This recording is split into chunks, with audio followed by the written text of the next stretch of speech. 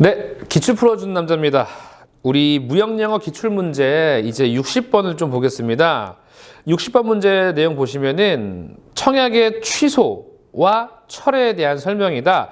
괄호에 들어갈 내용이 옳게 나열된 것은 이라고 나와 있습니다.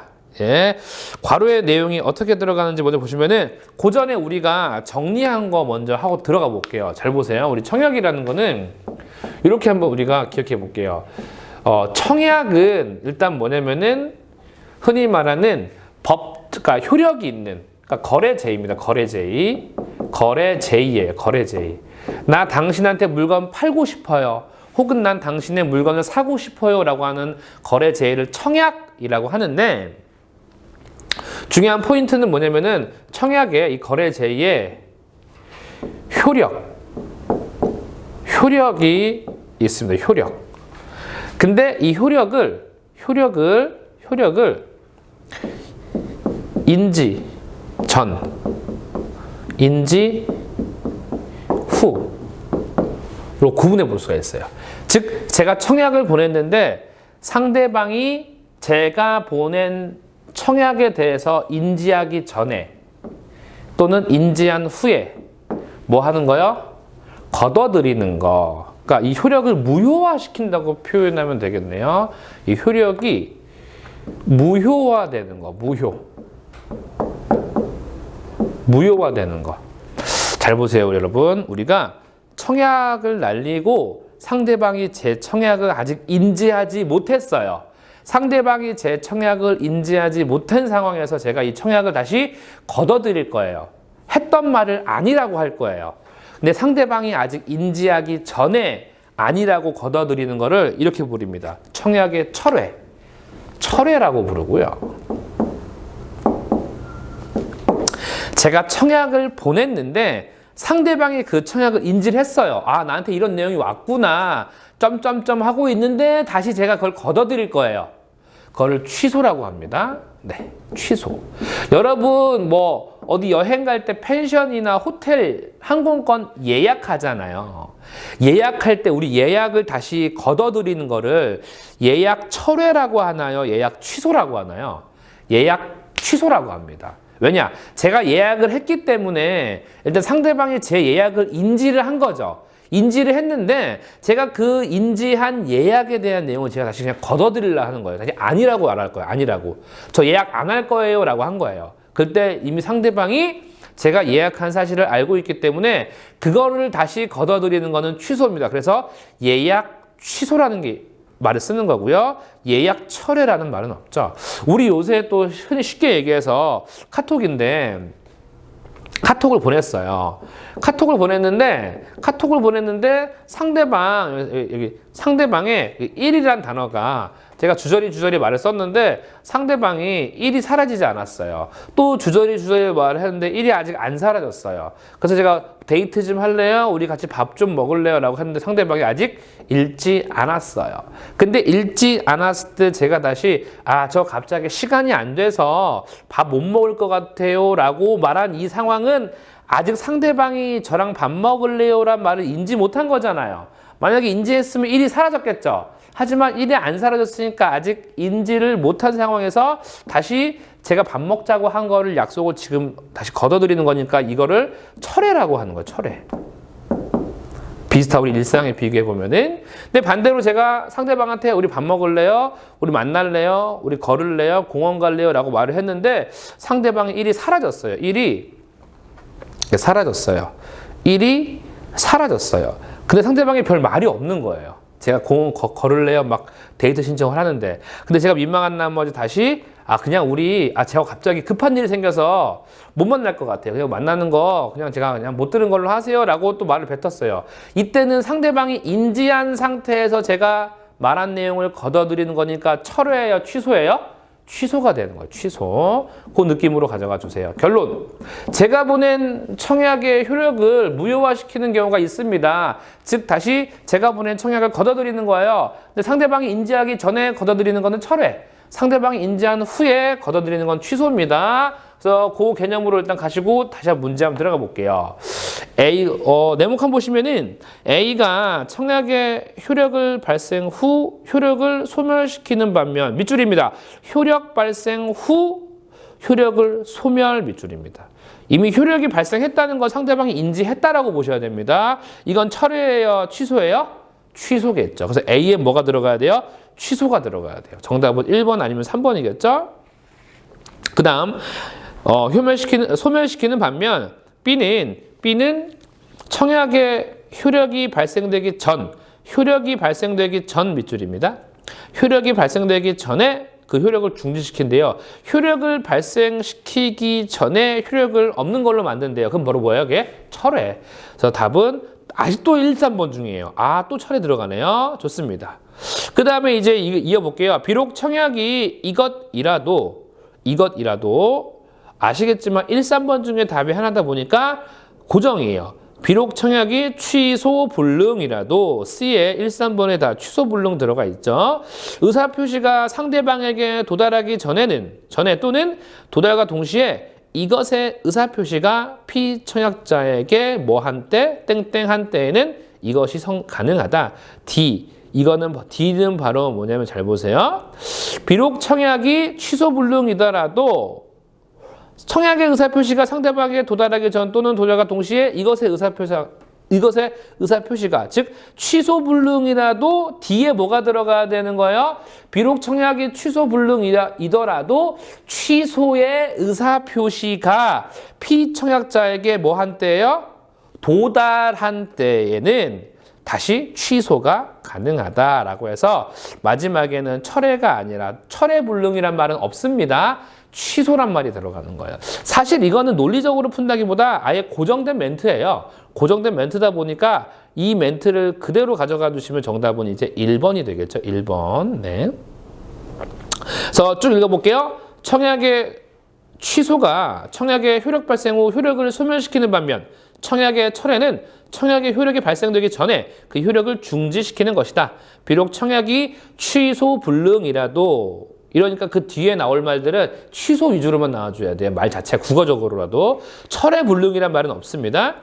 취소 불능이라도 청약의 의사표시가 상대방에게 도달하기 전 또는 도달과 동시에 취소의 의사표시가 청약자의 반대입니다. 받는 사람을 말하는 거죠. 청약을. 피청약자에게 도달된 때에는 취소가 가능하다. 여러분 거기에 적어주세요. 마지막에 가능하다 옆에 적어주세요. 청약은 무슨 주의냐면요. 이렇게 적어주세요. 청약은 도달주의라고 적어주세요. 청약은 도달주의. 도달이란 말이 뭐예요? 도달주의. 도착해야만 효력이 발생한다는 거예요. 즉 여러분 이런 거예요. 아무리 상대방이 말을 했어도 제가 그 말을 못 들었으면 효력이 발생해요? 발생하지 않아요? 발생하지 않아요. 반드시 제가 그 말을 들어야 됩니다. 네. 그런 개념으로만 가져가 주세요. 많이 봐주시면 됩니다. 네. 그래서 그렇게만 정리해 주시고요. 이 문제 넘어가는데 사실 난이도 기준으로는 하예요. 하급 난이도니까 그렇게 인지해 주시고요. 다음 문제 볼게요. 61번입니다. 우리 환어음 본 적 있죠? 여러분 환어음 본 적 있죠? 환어음 배운 적 있죠?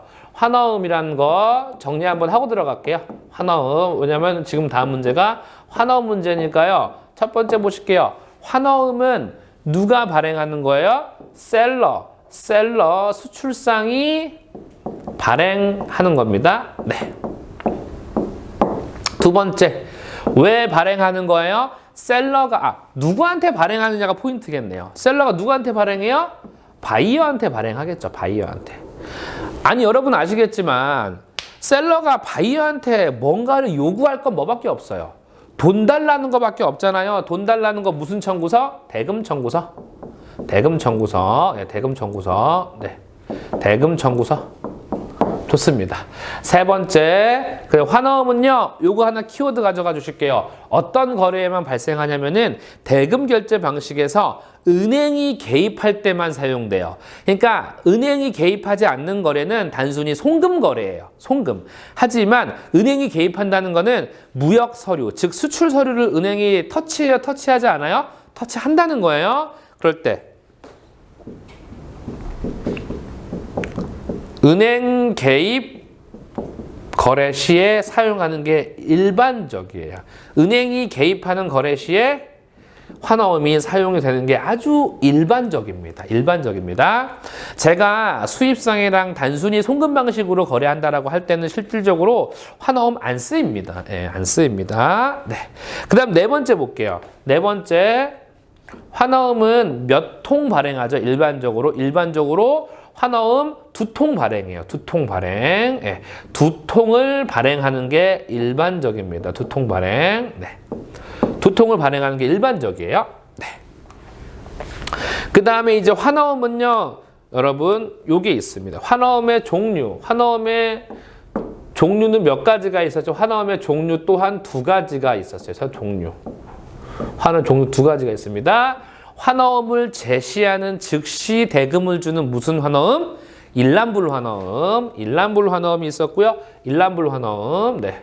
일란불 환어음이 있었고, 그 다음에 환어음이 지급된 이후에 일정 기간이 경과하여 대금이 지급되는 기한부가 있었죠. 네. 일단 기본적으로 환어음의 종류는 2가지입니다. 예, 환어음의 종류는 2가지가 되겠습니다. 그 다음에 또 하나, 환어음은 이런 표현을 씁니다. 가치가 있고 법적 효력이 있는 증권입니다. 그래서 6번째 키워드, 유가증권이라고 해요. 환어음은 유가증권. 유가증권이라고 합니다. 유가증권. 가치가 있는 증권입니다. 네. 따라서 이 환어음은 반드시 뭐가 있어요? 효력이 있어요. 효력이 존재합니다. 효력이 존재하는데 중요한 포인트는 뭐냐면은 효력이 존재하려면 반드시 필요한 게 있습니다. 반드시 뭐를 작성해야 돼요? 필수 기재사항이 있어요. 필수 기재사항. 이 필수 기재사항이 반드시 적혀야지만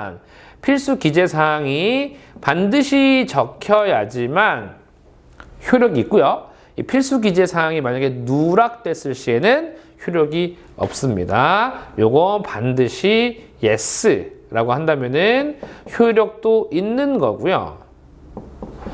반대로 제대로 적히지 않았어요. no. 그러면은 효력은 없는 겁니다. 그러니 반드시 꼼꼼히 다뤄야 하는 중요한 서류죠. 지금 우리 61번은 뭐 나왔습니까? 환어음의 임의 기재 사항으로 옳지 않은 거. 여러분, 임의 기재 사항이란 뭐냐면은 필수 기재 사항의 반대예요. 필수 기재 사항의 반대가 임의 기재 사항인데, 여러분 이 문제는요 실질적으로 필수 기재 사항을 암기하셔야 됩니다. 암기란 말보다 정리하셔야 됩니다. 필수 기재 사항 보겠습니다. 필수 기재 사항 정리할게요. 필수 기재 사항, 네, 요거 정리할게요. 그 다음에 문제 풀게요. 필수 기재 사항, 요거는 무조건 출제되는데 3급은 안 나와요. 1급과 2급만 나와요. 네, 잘 보시면은 넘버링 붙일게요. 1번, 2번, 3번. 그 다음에 4번까지 쓸게요. 왜냐? 목차가 있어요. 첫 번째 1번은요. 지급 라인이에요.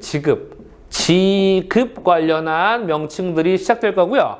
두 번째는 발행 관련해가지고 네, 될 거고요. 그 다음에 여기는 세 번째 수치와 관련해가지고 될 거고요. 수치와 관련해가지고 될 거고요. 마지막에는 2가지 기재되는 내역들이 들어갈 겁니다. 예.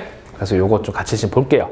요것만 가져가시면 돼요. 그래서 이렇게 제가 정해준 순서대로 가져가시면은 뭐 암기할 것도 없습니다. 자연스럽게 들어옵니다. 지급은 잘 보시면은 발행과 똑같은 라임으로 가는 거예요. 지급하는 사람이 필요합니다. 지급인. 반대로 발행하는 사람이 필요하죠. 발행인, 지급인, 발행인. 네, 지급인, 발행인. 네. 그 다음에 날짜가 필요해요. 지급하는 날짜, 발행하는 날짜, 지급일, 발행일. 지급일, 발행일. 네. 중요한 서류다 보니까 날짜 중요하겠죠. 마지막. 지급하는 장소가 필요해요. 지급하는 장소, 지역을 뜻합니다. 물론 국가죠. 지급지, 발행지.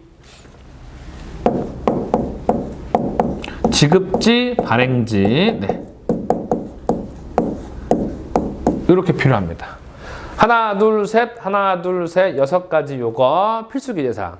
그리고 수취라는 거는 앞에 어떤 단어가 생략이 됐냐면은 대금 수취라는 말이 생략이 된 거예요. 그래서 수취인 그리고 끝! 수취인까지만 끝이에요. 네. 7가지. 2가지만 더 적을게요.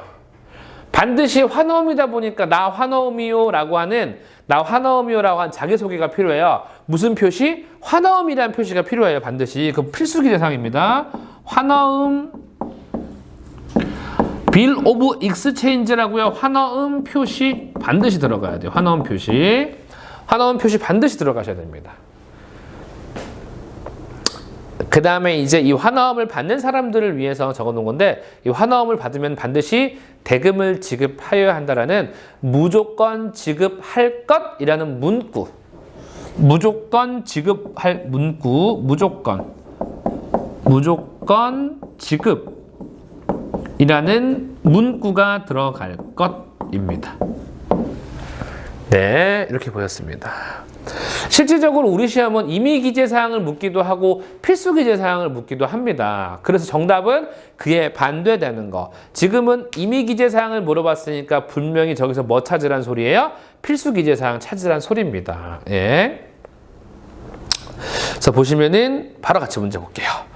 61번입니다. 환어음의 임의기재사항으로 옳지 않은 것. 정답은 2번. 지급인의 명칭. 요거는 임의기재사항인가요? 필수기재사항인가요? 필수기재사항이죠. 답은 2번 틀렸고요. 여러분 문제에 1번에 번호 동그라미 해주시고요. 3번에 발행 매수 동그라미 해주시고요. 다시 또 4번에 끝에 줄에 번호 동그라미 해주세요. 번호란 말이 들어가면 무조건 뭐예요? 임의기재사항이라서 안 적어도 그만인 거예요. 이거를 안 적었다고 해서 효력이 없다거나 그런 건 아닙니다. 무조건 효력의 여부를 논하려고 한다면은 필수기재사항 기준으로 가시면 될 것 같습니다. 끝. 여러분, 요거는 환어음 제가 통째로 한번 정리한 거니까 요것만 가져가면 우리 환어음은 다 끝납니다. 요것만 가져가시면 환어음 다 끝나요. 요거 가져가세요. 네. 좋습니다. 이제 62번 넘어가 보겠습니다. 62번에 우리나라에서 유럽 대륙, 스칸디나비아 반도 및 중동간을 연결하는 밑줄입니다. 시베리아 횡단철도 밑줄. 시베리아 횡단철도라고 하는 거는 시베리아를 가로지르는 철도를 말해요. 횡단이란 말은 이제 우리 횡단보도 도로 사이를 가로지르잖아요. 시베리아 횡단철도 복합운송 경로로 오른 것은 여러분 시베리아란 말이 영어로 SIBE로 시작하면 시베리아 시작하기 때문에 시베리아 답은요 1번 끝입니다. 시베리아 랜드 브릿지라고 해요. 시베리아 랜드 브릿지. 예. 시베리아 랜드 브릿지.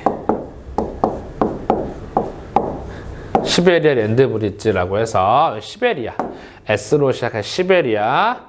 그럼 잘 볼게요, 여러분. 밑에 우측에 ALB는요, LB가 랜드 브릿지예요. LB가 랜드 브릿지인데 A는 뭘까요?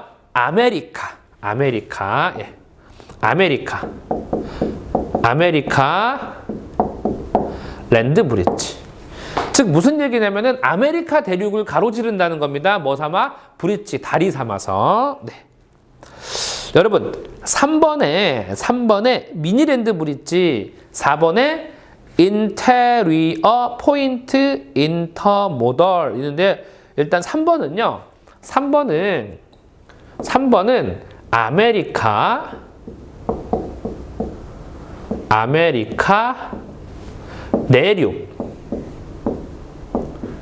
내륙까지 복합운송 이렇게만 적어주세요. 아메리카 내륙까지 복합운송. 그러면 아메리카를 다리 삼아 건너지 않아요? 안 건너요. 실제로 시베리아 같은 거나 아메리카 랜드 브릿지는 실질적으로 아메리카 대륙을 다리 삼아서 유럽까지 가는 거고요. 시베리아 랜드 브릿지는 러시아에 있는 시베리아를 다리 삼아서 또 유럽까지 가는 그런 긴 코스인데 미니랜드 브릿지는 그 목적지가 딱 어디에서 끝나요?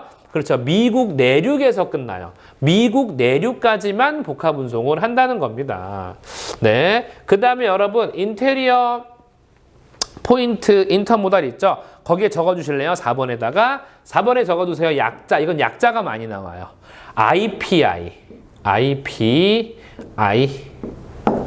IPI라고 적어주세요. 네. IPI. 그래서 요거는 이렇게 설명드릴게요. 미니랜드 브릿지, 3번에 있는 미니랜드 브릿지. 사실 요 미니랜드 브릿지를 뭐라고 부르냐면요.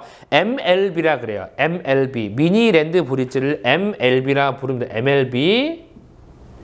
네. 요거 인테리어 인터모달 요거는 포인트는요. 마이크로 랜드 브릿지란 말과 똑같은 말이에요. 마이크로 LB 랜드 브릿지. 그러니까 뭐의 축소판이에요? MLB보다 더 자세히 들어갑니다. 그래서 MLB보다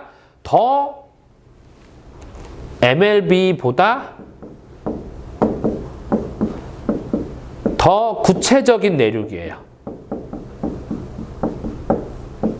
마이크로란 말이 더 세밀하게 들어간다는 뜻이잖아요. 그래서 예를 들어서 MLB가 어떤 특정 지역의 어떤 주를 의미한다면은 마이크로 LB, IPI는요, 그 특정 주의 도시까지 가는 그런 개념으로 보시면 될 것 같습니다. 네.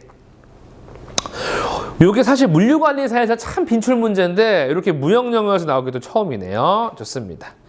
네. 그래서 요거 62번의 답은 1번이고요. 작지만 이렇게 한번 정리를 해봤습니다. 그래서 요 정도만 정리해 주셔도 일단 크게 푸는데 문제 없을 것 같은데, 지금 요 62번 같은 건 실질적으로 그렇게 빈출 문제는 아니에요. 따라서 여러분들이 크게 신경 쓸 필요는 없다라는 것만 챙겨주시고, 이제 한 문제만 더 볼게요. 63번입니다. 신용장 통일규칙에서 규정하고 있는 선화증권 요거 수리 요건으로 볼 수 없는 것은 이라고 있는데, 요거 잘 보시면은 일단 먼저 우리 신용장에서 요거 신용장 문제 요거 조금 정리가 필요할 것 같은데, 요거 정리하게 되면 시간 조금 오버됩니다. 따라서 62번까지만 보는 걸로 하고요. 62번까지 보는 걸로 하고요. 63번은 바로 다음 영상에서 찍어서 바로 보도록 하겠습니다. 네, 여러분 고맙습니다.